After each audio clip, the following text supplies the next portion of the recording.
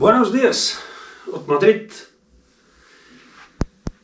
В днешното видео ще почна с едно изречение на един много известен човек. Вие ще кажете кой е той. Да много кажа горе-долу, както го е казал той на времето. И той е: има човек, има проблем. Няма човек, няма проблем. Вие ще ми кажете в коментарите кой е човек, който го е казал. Ще разберете в това видео защо ви го казвам това нещо. Ще говорим за инвестиции. Защо едни инвестиции, едни активи, за активи по-точно ще говорим. Защо едни активи непрестанно се покачват и стават все по-скъпи, все по-скъпи, все по-скъпи и по-недостъпни, и други, от които също се печели, да речеме същото, не се покачват. Първо ще уточниме, ще ги разделиме в две групи. Едните, които непрестанно им се покачва цената, и другите не знаем защо не се покачват. Ясно е на всички, че нещата се покачват първо заради инфлацията, но не е само това причината. Причината е, че да, от инфлацията има много пари, има хора, които акумулират много пари и искат да купуват активи. Сега ще ви кажа за няколко актива, говоря тук в Мадрид, които може да направите аналог и на други места. Едното е жилища, непрестанно поскъпват. Един добър актив, давате го под наем, взимате пари и въпреки това жилището непрестанно става все по-скъпо, все по-скъпо и все по-скъпо. Същото е с лицензиите, които се занимавам аз за ВТЦ-та и за таксита. Сега сигурно скоро ще купим и едно такси. При тях също имаме непрестанно покачване на цената. Защо е така? Защо тези активи непрестанно се покачват, а има други активи, които от същото си изкарват пари, но не се покачват? Сега ще ви дам един пример с моя приятел. Моя приятел има, знаете, едно издателство. Издателя, както се казва, има едно издателство в България. Да речеме, ще предположим, че той изкарва от това издателство на година, да речем, по 20 000 евро. Той изкарва доста повече, но казвам, примерно 20. И да речем, аз от една лицензия изкарвам също, да речем, 20. Двете неща се изкарват еднакви пари. Значи би трябвало да струват еднакво. Логично гледнато. Но не е така. Защо не е така? И издателството е един актив, ако купите, като фирма да го купите, и лицензията за едно ВТЦ или едно такси или един апартамент също са активи и те се покачват, а издателството примерно не се покачва. Защо? Каква е причината? Сега ще ви кажа каква е причината.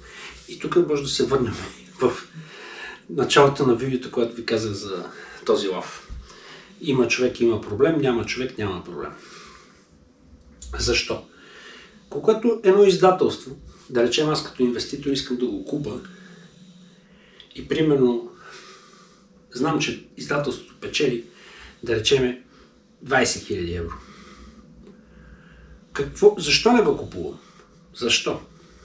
Защото издателството печели благодарение на човека, който го контролира, опита, който има и така нататък. Аз, да речем, нямам този опит, нямам никакъв опит в издателство, ако го купа, няма да печеля.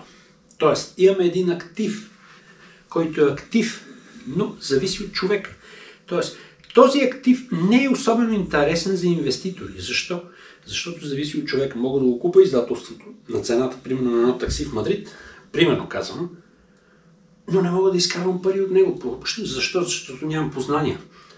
Тоест, имаме едни активи, от които е много важен човешкият потенциал, който е в актива, в фирмата.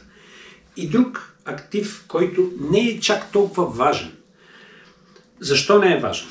При лицензията държавата е ограничила бройките, Uber ти осигурява работата и единственото, което трябва да се грижи за колите, да се движат, за шофьори и така нататък. Не е нещо, кой знае какво. Тоест, не зависиме толкова от човека. Същото е при жилищата. Ако купите едно жилище и го давате под наем, Утре има някой, който иска да го купи и да го дава също под наем. Защо? Защото е нещо елементарно. Тоест, този актив е интересен за инвеститорите.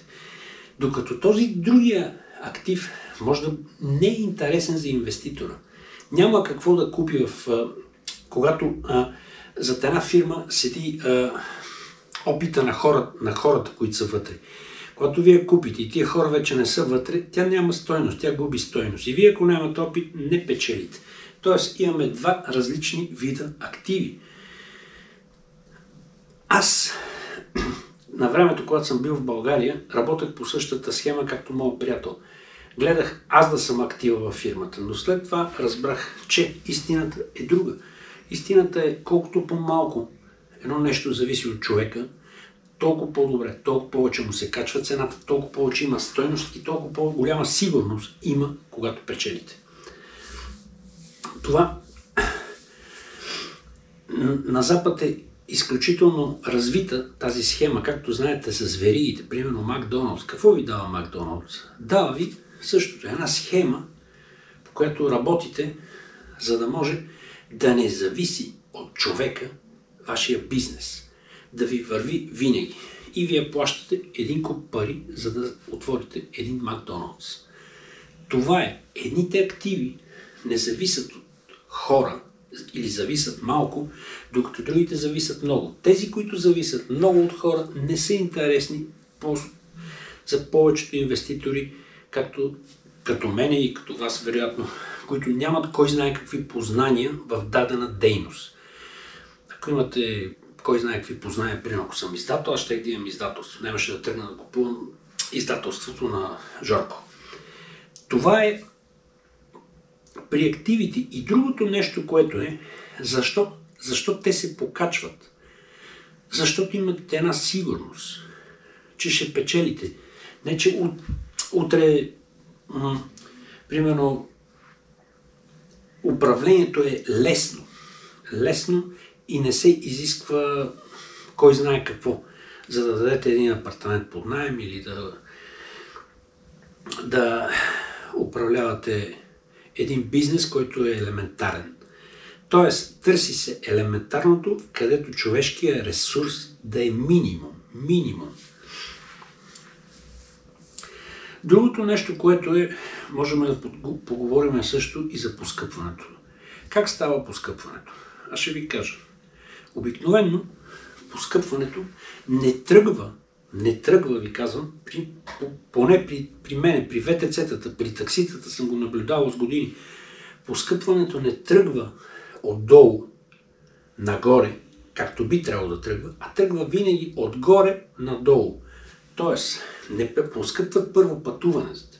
Не, поскъпват първо лицензиите, колите и всичко, което ви е нужно, и тогава това нещо рефлектира, се отразява на крайната цена. Така е поне тук. Поскъпва отгоре и върви надолу към крайния потребител, който накрая плаща всичко. Това е за днес. Това е, което исках да ви кажа. Защо едни активи не са толкова интересни за купуване, хората не инвестират в тях. Както виждате, ето даже ще ви дам пример с Тесла в момента. Защо падат акциите? Защо това? Защо онова? Зад фирмата седи една личност, която може да бъде плюс, но може да бъде и минус. И това се отразява на актива. Когато един актив е почти независим от човешката намеса, е най-добре. Както са жилищата, знаете, елементарно, но се качва непрестанно, за разлика от други неща, които не са толкова елементарни и са много сложни и не се качват. Всичко хубаво от днес от мен. Да сте живи и здрави, купувайте активи и истината е, че колкото по-рано инвестирате и колкото повече, по-богати ще бъдете. Чао от мен!